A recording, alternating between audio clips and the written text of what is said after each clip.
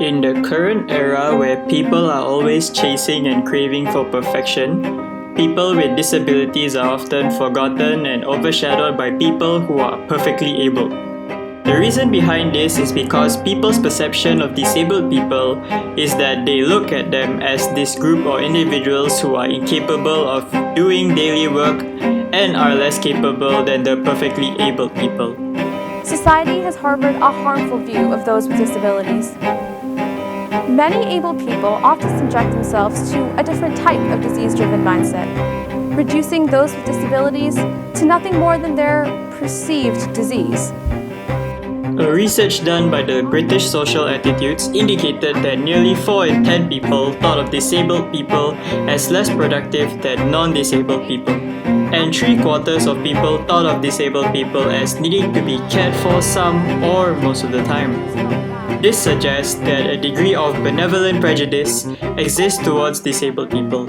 It is also mentioned that almost 8 out of 10 respondents felt that there is either a lot or a little prejudice towards disabled people. There are myriads of disabilities to list down, from mental disabilities, physical disabilities, and learning disabilities. The numbers are too great to list it on paper. It shows that humankind has been battling and searching for solutions or remedies to either cure it or try to maintain its form as humanly possible.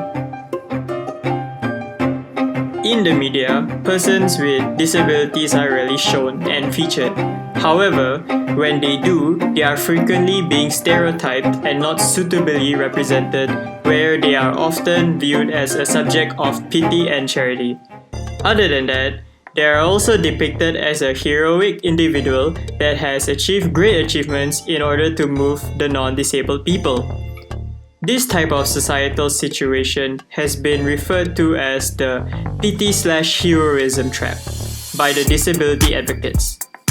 Instead, the disability advocates have called its supporters to push forward with inclusion and piss on pity, where it is a slogan that is coined by a disabled singer, songwriter, and activist called Johnny Crescendo during a protest for telethon outside the London Weekend television studios back in 1991. One of the examples for this would be the telethon, where it is a televised fundraising event that goes on for hours and even days with the goal to raise money for charitable causes. It has been heavily criticized and protested by the disabled people and also the advocates, where they go by saying, "Employers don't give us charity, give us jobs." So in this case, disabled people have shown and proven that they are able to live their daily lives like the rest of the people and are able to be independent. This shows that the current perception is not entirely true. Moreover, they have also proven that they still can be active and have the ability that people think they have lost, and maybe even a little extra. This can be clearly seen in the Paralympics, where a lot of winners have been born throughout the years. Despite their limited capabilities, all of it has been pushed aside and they have continued to strive with their skills. One of the examples would be Muhammad Rizwan Muhammad Buzi, a Malaysian Paralympic athlete who has brought home a gold medal during the 2016 Paralympic Games. He was diagnosed with cerebral palsy at the age of 1. He knew where the flag was and where his supporters were. He's raced over there, 12:07, a new Paralympic record. Then there is Isano Romano, a disabled professional skateboarder. Isano lost both of his legs in a train accident. Now Isano competes in high-level professional skateboarding contests, representing Brazil. In the entertainment industry, an American musician and former child prodigy, Stevie Wonder, who have won 22 Grammy Awards, was blind since birth. The winner is You Are the Sunshine of My Life, Stevie Wonder. Stevie Wonder, Stevie Wonder!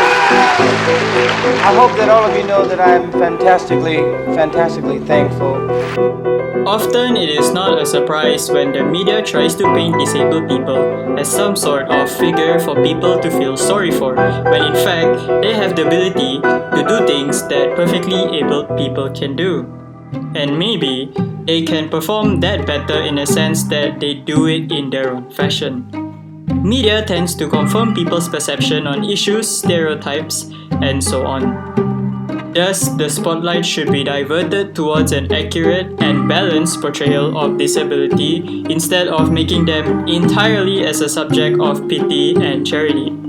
So the question lies, do we still see them as they were before, or do we now realize that they are more capable than we think?